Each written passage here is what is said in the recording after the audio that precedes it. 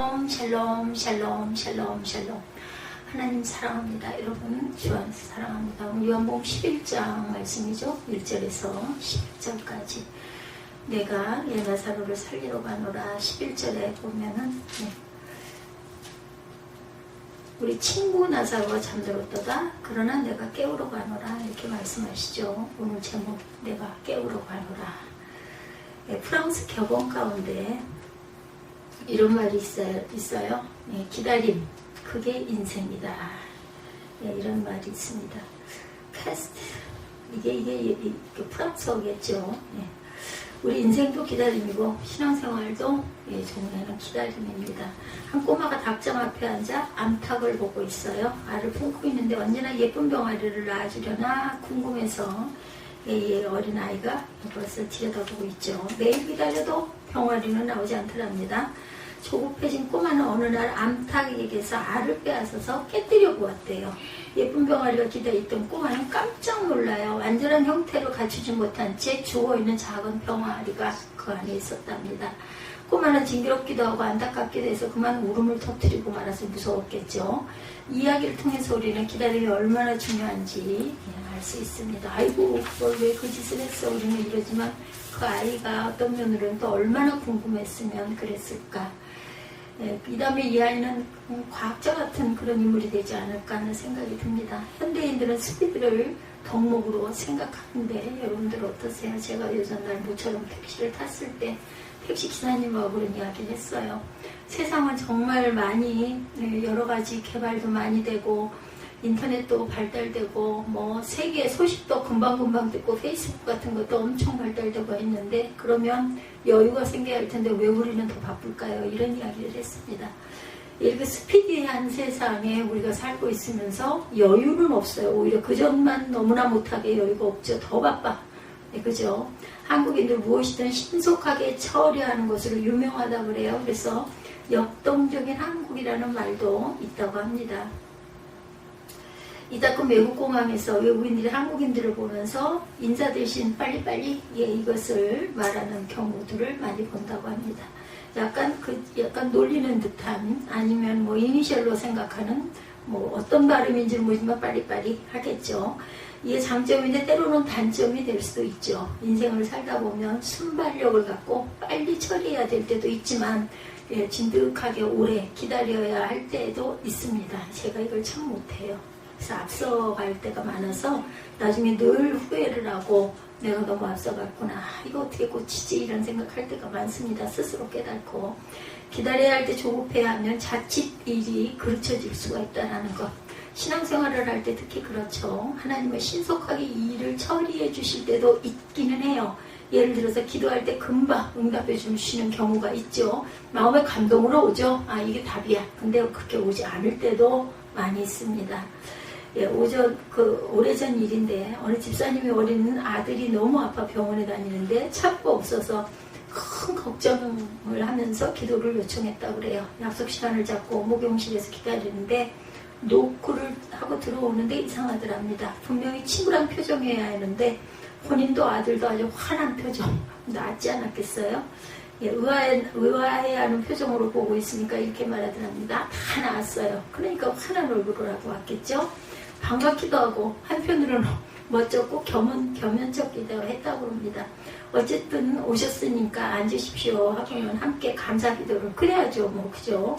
드렸다고 해요. 그때 이 성경 구절이 생각이 나더랍니다. 이사야 65장 24절 이게 이제 그 목사님한테 응답이에요. 그죠?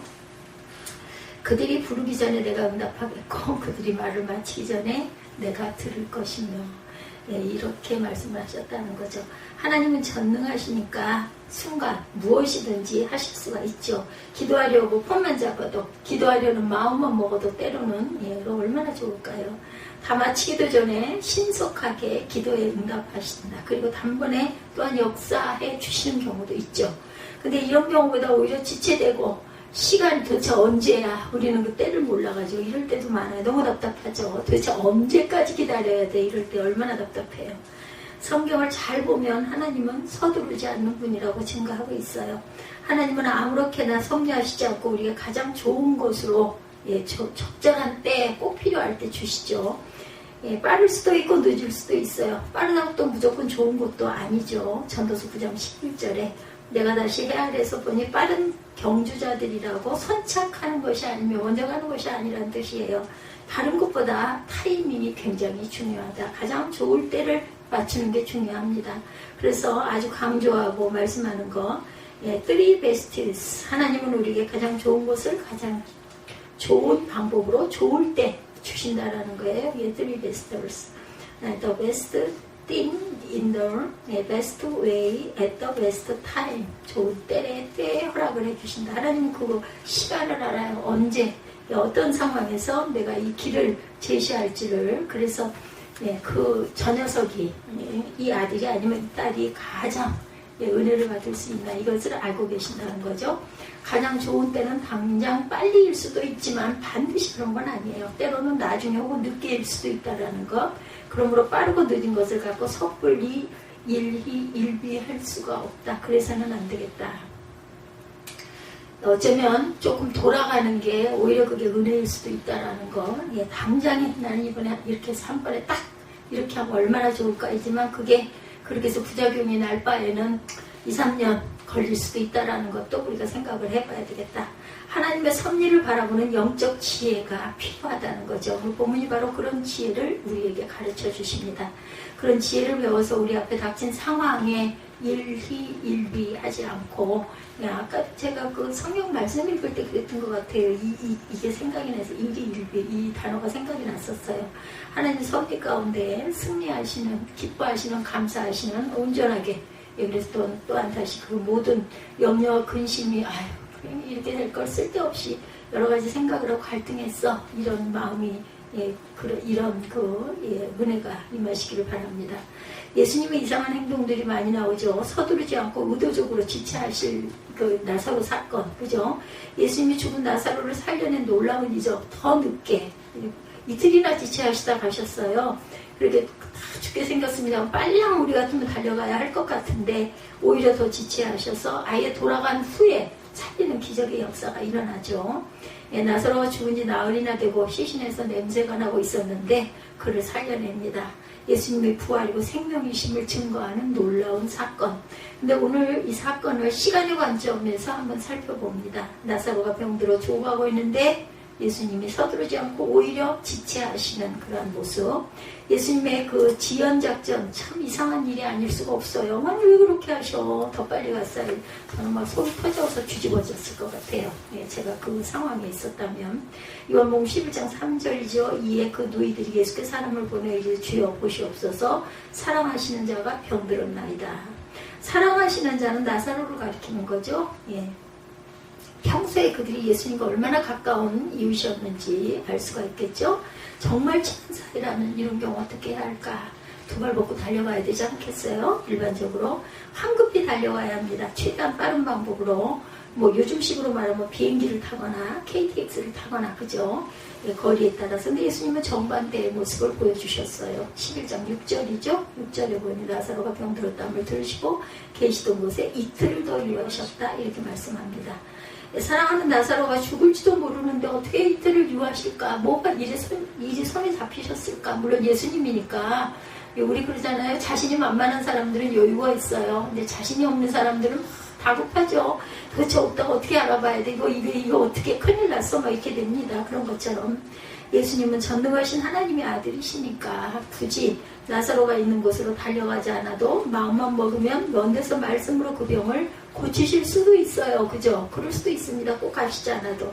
요한복음 4장 45절에서 54절에 그런 사례가 있죠. 왕의 신하가 예수께 나와 자기 아들이 병에 걸려 죽어가고 있으니 함께 가셔서 고쳐줄 것을 간청하죠. 그때 예수님이 그 아들이 살았으니 그냥 돌아가거라, 이렇게 명령하신 부분이 있습니다. 그런 예수님의 말씀을 믿고 돌아가죠. 중간쯤 가는데 집에 있는 아이들이 헐레벌떡 거꾸로 달려오죠. 그 아들이 살았다고 소식을 전합니다. 낫기 시작한 시각을 따져보니까 예수님이 말씀하신 바로 그때였더라. 예수님이 가까이 가지도 않고 안수하시지도 않았는데도 치유가 된 거죠. 나사로의 경우에도 충분히 가능할 텐데 그렇게 하지 않으셨어요. 예수님은 그 후에도 여전히 서두르지 않고 민구정 늦장을 피십니다. 베다니 마을 어귀에 겨우 당도하고도 마찬가지 마르다와 마리아가 차례로 맞이하러 나갔는데 예수님은 마을로 들어오지 않고 밖에 계속 머물러 계시죠. 다른 일 하고 계세요. 요한복음 11장 29절에서 30절 보면 마리아가 이 말을 듣고 급히 일어나 예수께 나아가며 예수는 아직 마을로 들어오지 아니하시고 마르다가 맞이했던 곳에 그대로 계시더라. 예. 마르다가 예수님을 만나고 돌아가서 마리아에게 소식을 전하죠. 순서가. 그 소식을 듣고 마리아가 급히 가는데 여전히 그 자리에 계시더라는 거예요. 그 가서 전하고 마리아 거기 올 때까지 시간이 상당히 지체되셨을 건데 빨리 마을로 들어오셔야 할 텐데 왜 그러시지? 촉상이 났다고 하는데 급히 가야 될 텐데 생각할수록 정말 너무나 섭섭하고 이상한 일이에요. 두 번째, 하나님이 서두르지 않는 이유가 분명히 있겠죠. 하나님의 영광, 신앙의 연단, 최선의 결과를 거두시기 위해서입니다. 그럼 예수님은 왜 이렇게 하셨을까? 다분히 의도적인 것 같은데 일부러 시간을 지체하신 거예요. 예수님의 지연작전 11절에 암시되어 있죠. 이 말씀을 하시네. 또 이르시되 우리 친구 나사로가 잠들었도다. 내가 깨우러 가노라. 나사로를 살리러 가신다는 걸 깨운다 이렇게 말씀합니다. 죽지 않을 거라는 거 알고 계셨기 때문에 여기서는 살리러 간다가 아니라 깨우러 간다라고 말씀을 하시는 거죠. 그 이유는 예수님은 전능하신 하나님의 아들이세요. 중병에 걸린 나사로를 살리는 것이나 죽은 나사로를 살리는 것이나 마찬가지다. 마치 수학 박사에게 1차 방정식이나 미적분이나 그게 그거라는 거예요. 척척 잘 풀 테니까 나사로가 죽어도 살릴 수 있으니 서두르지 않으신 것. 능력의 차이인 거죠.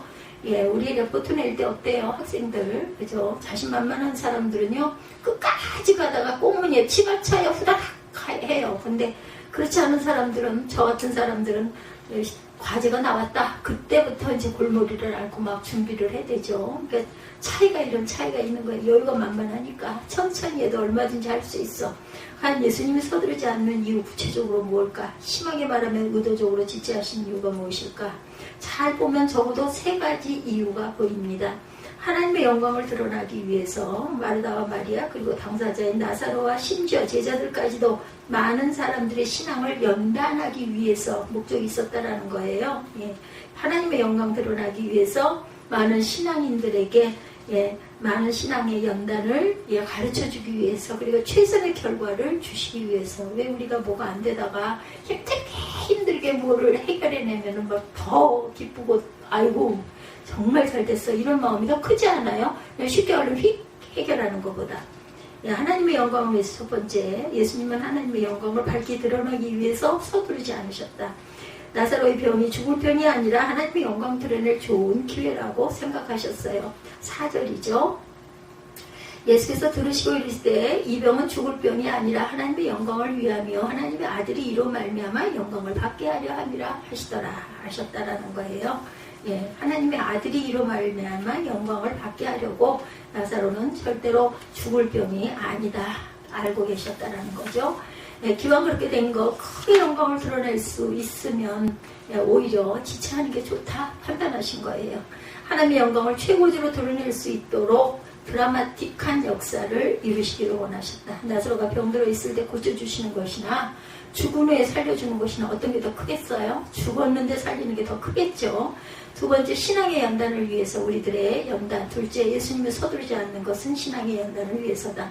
이 사건을 나사로 본인은 물론이고 마르다와 마리아 자매, 그죠? 그리고 제자들이 신앙 연단의 기회로 사용하십니다. 11장 15절입니다. 내가 거기 있지 아니한 것을 너희를 위하여 기뻐하노니 이는 너희로 믿게 하려 함이라. 그러나 그에게로 가자 하시니 디드모라고도 하는 도마가 다른 제자들에게 말하되 우리도 주와 함께 죽으러 가자 하니라. 죽어도 좋다인 거예요. 오죽이나 그걸로 인해 은혜를 받았으면. 그것에 있었으면 그냥 병을 고쳐주셨겠죠. 그런 케이스는 여러 번 봤는데 지금 제자들은 병을 고치는 예수님 정도로 알고 있었는데 이번엔 죽은 자도 살리는 부활의 주님이심을 보여줄 수 있게 됐다는 뜻이에요. 마르다와 마리아의 신앙이 아직 온전치 못합니다. 21절이죠. 마르다가 예수께 여짜오되 주께서 여기 계셨더라면 내 오라비가 죽지 아니하였겠나이다 이렇게 얘기하죠. 마르다의 신앙 수준, 예, 어때요? 예수님의 병은 고치지만 죽음의 문제는 해결할 수 없다고 생각하면 우리 같아도 그렇지 않겠어요? 계셨더라면 살 걸 죽어버렸어요. 이거 어떻게 해요? 이 얘기 얼른 나오죠. 예수님은 이제 나사로의 무덤으로 갔고 그 앞에서 돌문을 치우도록 지시하죠. 당시 유대인들의 매장법, 자연동굴에 혹은 바위를 펴서 만든 인조동굴들을 많이 사용하죠. 예, 그리고 거기서 시신을 안치하는데 돌문을 그렇게 하고 앞을 막아둡니다. 그때 마르다의 반응은 39절에 보면 나와 있어요. 39절.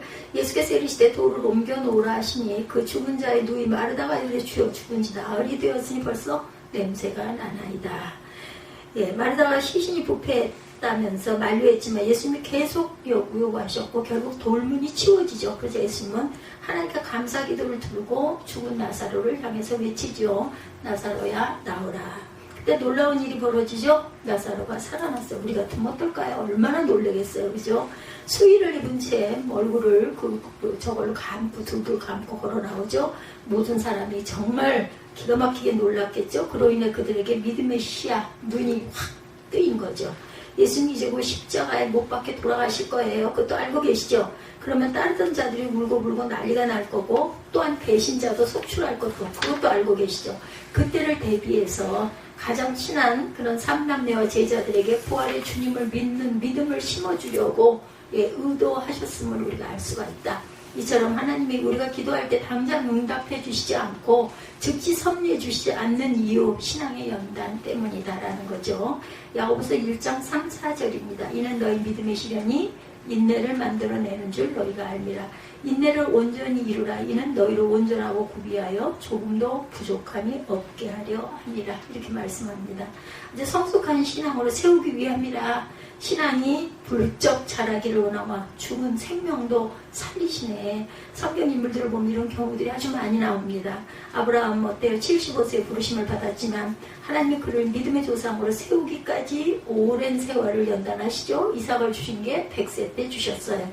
100세가 돼서 이삭을 낳고 10수년 후에는 이삭을 모리아산에 가서 번제로 바치라고, 그죠? 18살 됐을 때 시험하시죠. 이런 과정을 거친 후 아브라함이 명실상부한 믿음의 조상으로 다시 탄생하게 되죠. 다윗도 10대 소년 시절 하나님이 그에게 기름을 붓고 차기 왕으로 예비하세요. 그렇지만 금방 왕으로 세워지지는 않습니다. 사울 왕에게 오랜 세월의 핍박을 당하게 하시고 사울의 사후의 왕이 되지만 처음 7년 6개월 동안은 유다 단일 지파의 왕이 되죠. 그 후에 비로소 이스라엘 전체의 왕이 되어서 33년을 통치합니다. 누구라도 그냥 되는 게 아니라는 것, 연단의 과정을 거친 후에 합당한 자리에 오르게 된다는 거죠. 그러므로 우리는 알아야 될 것, 신앙은 공짜가 아니다.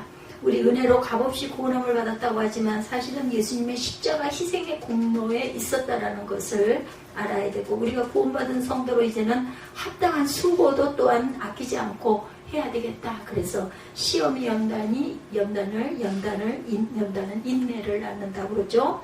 신앙의 연단을 받아야 된다. 그렇게 비로소 승리할 수 있다는 거. 연단을 잘 받았을 때 금이 정제되어서 아름다운 금으로 변화되는 것, 가락지가 되는 것은 어때요?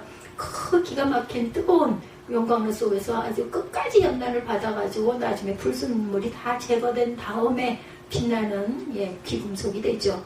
신앙은 거저먹을 일은 하나도 없다. 러시아 격언에 이런 말이 있습니다. 공짜 치즈는 쥐덫에만 놓여있다. 세상이 얼마나 험해요. 우리가 천국에 들어가기 전까지는 어차피 이렇게 어려운 세상에서 살아갈 수밖에 없다. 우리 삶 속에 삶이 어떻든가요? 수고하지 않으면은요, 밥 한 숟가락도 입안에 들어갈 수가 없어요. 꼭 수고해야 되죠. 오늘은 교복이 바뀌셨어요. 하나님 그 가운데 우리가 승리하도록 도와주신다라는 거죠. 거친 파도는 시공을 강하게 합니다. 파도 가운데 노련해진 시공은 어떤 파도도 해치고 승리할 수가 있다라는 것. 최선의 결과를 또한 위해서, 셋째로 예수님이 서두르지 않은 것은 최선의 결과를 주기 위해서. 예수님의 단순히 나사로 한 사람만 살리는데 그치시질 않았어요. 그 당시 유대인들 가운데 예수님을 오해하고 반대하는 자들이 굉장히 많았죠. 그런 가운데 예수님이 살아계신 하나님의 아들이심을 밝히 증거함으로 그들은 하나님께 인도하기 원하셨던 거죠. 그래서 의도적인 지체를 하셨어요. 유대인들은 초상이 나면 온 동네 사람들이 몰려들어요. 예전에 우리나라 한 40년 그 이전에 보면 한 40년? 맞을 거예요. 제가 어린 나이 때 40년이 넘네요. 그죠? 한 5살, 7, 8살 이런 때는요. 동네에 그렇게 해서 초상이 나면은 정말 온 동네 사람들이 다 모여서 잔치를 하죠. 잔치라고 하기보다는 초상을 치르죠. 그럴 때 정말 모든 사람들이 올 수 있는 사람들은 다 이웃 동네까지 알려져서 옵니다. 예수님을 통해 기회 하나님의 영광을 드러내고 나아가 많은 사람들에게 하나님의 살아계심과 예수님의 아들 구세주이심을 깨우쳐주고 싶었다. 내가 누구다? 너희들이 좀 알아야 될 것 같다라는 거죠. 예수님이 나사로가 죽은 후에 당도하자 빈정거리는 자들이 있었어요. 37절에 봅니다. 37절. 그 중에 어떤 이는 말하되 맹인의 눈을 뜨게 한 이 사람이 그 사람은 죽지 않게 할 수 없었더냐 하더라. 예수께서 다시 소로 피통이 여기시며 무덤에 가시니 무덤이 불이라 돌로 막혔거늘 돌을 옮겨놓으라 하시니 그 죽은 자의 누이 마르다가 이르되 주여 죽은 지가 나흘이 되었으니 벌써 냄새가 나나이다. 예수께서 이르시되 내 말이 내가 믿으면 하나님의 영광을 보리라 하지 아니하였느냐 하시니 돌을 옮겨놓으니 눈을 들어 우러러보시고 아버지여 내 말을 들으신 것을 감사하나이다. 항상 내 말을 들으시는 줄을 내가 알았나이다. 그러니 이 말씀 없는 것은 둘러선 무리를 위함이니 곧 아버지께서 나를 보내신 것을 그들로 믿게 하려 함이니이다. 이 말씀을 하시고 큰 소리로 나사로여 나오라 부르시니 44절입니다. 죽은 자가 수족을 배로 동인 채로 나오는데 얼굴은 수건에 쌓였더라. 예수께서 이르시되 풀어놓아 다니게 하라 하시니라.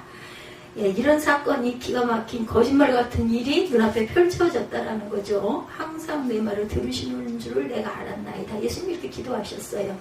이 말씀을 하옵는 것은 둘러선 무리를 위함이니 곧 아버지께서 나를 보내신 것을 그들로 믿게 하려 함이니이다. 42절입니다. 그들이 보는 앞에서 기도하고 이적을 행하셨다라는 거예요. 요한복음 12장 11절에 나사로 때문에 많은 유대인이 가서 예수를 믿음이로라 이렇게 얘기하고 있습니다. 12장 다음 장 11절에 보면은 나와 있어요. 대제사장들이 나사로까지 죽이려 모의하니 11절에 나사로 때문에 많은 유대인들이 가서 예수를 믿다. 예수를 믿다 보니까 이제는 대제사장들이 나사로를 이제 죽여야겠다 생각을 하는 거예요. 유대인들이 예수를 믿다 보니까. 그들이 보는 앞에서 기도하고 이적을 행하시죠. 그렇게 해서 나사로가 살아나자 그야말로 기적이 일어난 거죠. 난리가 났어요. 많은 소문이 몰려옵니다. 결과적으로 어떻게 됐어요? 많은 유대인들이 가서 예수를 믿음이로라. 이렇게 보니 어떻습니까? 나사로가 죽음을 경험하기는 했지만 신앙의 연단도 받고 하나님의 영광을 위해서 복음의 선한 도구로 쓰임을 받았어요. 나사로 본인에게 물어보지 않아서 정확히는 모르겠지만 그 역시 예수님의 서두르지 않은 것에 대한 불만이 없을 거예요. 오히려 나중에는 크게 감사하지 않았을까 짐작이 됩니다. 그런데 그 동생들 마르다와 마리아는 얼마나 가슴이 조였겠어요. 예수님이 섭섭했을 것 같아요. 그들 그토록 살아있을 때 그렇게 가까웠는데 어쩌면 오빠가 돌아갔다고 하는데 저렇게 뜸을 들이고 안 오실까 너무너무 섭섭해서 믿을 게 없어 이러지 않았겠어요? 늦은 게 오히려 결국 손해본 결과가 아니었다. 우리가 인생을 살다 보면 늦어진 게 다행일 때도 있다라는 것. 요셉의 경우를 봅니다. 그가 애굽의 노예로 팔려갔다가 나중에는 모함을 받아 감옥에까지 가죠. 모든 게 꼬이고 계속 꼬입니다. 그러나 하나님의 섭리 가운데 세밀하게 역사하고 계신다라는 거. 하나님은 그냥 계신 게 아니에요. 그렇게 계속 그죠? 그 술장관, 떡장관 그렇게 해서 꿈의梦까지 해주고 나간 날을 절대 잊어버리지 말고 좀 말씀을 드려달라 했는데 까맣게 잊어버리잖아요. 또 3년의 세월이 또 흐르죠. 그가 추록하면서 요셉의 억울한 사정을 듣고 석방시켜줄 것을 약속했는데 강간무소식 얼마나 답답했을까요? 섭섭한 마음은 또 얼마나 안 들었을까? 난 2년 후에 바로가 꿈을 꾼 즉 2년이 지난 이후에요. 그죠? 바로왕이 꿈을 꾸고 뜻을 몰라서 고민할 때 관원장이 그때서야 요셉이 생각이 난 거예요. 요셉이 바로왕에게 호출이 되어 꿈을 해석해 준 것이 계기가 되어서 애굽의 국무총리가 되죠. 만일 관원장이 추억 즉시 요셉을 석방시켜 주었더라면 어떻게 됐을까? 그냥 그죠? 그렇게 귀한 자리에 올라가지 못했을 것 같아요. 요셉이 어디 가서 종살이를 하거나 기껏해야 평민으로 살다가 이름도 없이 인생을 마쳤을 수도 있는데 2년은 늦어졌지만 오히려 잘 된 거죠. 당시 애굽에서 공직에 오를 수 있는 나이가 30세였기 때문입니다. 하나님이 그때를 기다리신다는 거죠. 말하자면 타이밍을 조절하신 셈이에요. 아마 2년 전에 나갔더라면 그 30세의 나이에 달하지 못했던 거겠죠. 그러므로 우리는 기도 응답이 늦어질 때, 고난의 사건이 길어질 때 힘들지만 하나님의 최선의 결과를 준비하고 계심을 믿으시기 바랍니다. 그러므로 때를 기다리며 최선을 다하십시다. 갈라디아서 6장 9절이죠. 여러분들 잘 아시는 말씀입니다. 우리가 선을 행하되 낙심하지 말지니 포기하지 아니하면 때가 이름에 거두리라. 그리고 인내하며 기도해야 되겠죠. 예, 시편 126편 5, 6절이에요. 눈물을 흘리며 씨앗을 뿌리는 자는 기쁨으로 거두리로다. 울며 씨를 뿌리러 나가는 자는 반드시 기쁨으로 곡식단을 가지고 돌아오리라. 어떻게 씨를 뿌려요? 울면서. 왜 울까요? 너무 힘이 들어서. 그죠? 예, 하나님의 그 지체하심은 거절하심이 아니다. 이런 말씀도 있습니다. 예, God's daily is not God's Daniel. 이런 말씀의 구절이 있네요. 우리를 위해 최선의 결과를 준비하고 계신 것이다. 데니얼인가요? 데니얼. 자, 우리가 여러분이 잘 아시는 바람과 함께 사라질 때 Gone with the Wind라는 소설 있죠? 1937년 퓰리처상을 수상했고 영화화되어서 전 세계인에게 감동을 준 바 있습니다. 마가렛 미첼의 작품이죠. 바람과 함께 사라지다. 저도 여러 번 봤어요. 예, 그녀는 본래 신문기자였는데 다리 부상으로 그만두게 되죠. 병상에서 힘든 가운데 소설을 썼지만 10년 동안 힘겹게 시간을 보내서 그 10년 얼마나 길었겠어요. 그죠? 예, 겨우 탈구한 후 출판사에 원고를 들고 가서 사정을 해도 무명작가라고 아무도 거들떠보지 않았고 번번이 거절을 당했다고 그래요. 3년이라는 시간이 흐르죠. 원고 뭉치가 너덜너덜해지도록 시간이 흘렀어요. 예, 우리나라 그 유명 그 탤런트 중에 있죠. 그 조용남 그 부인.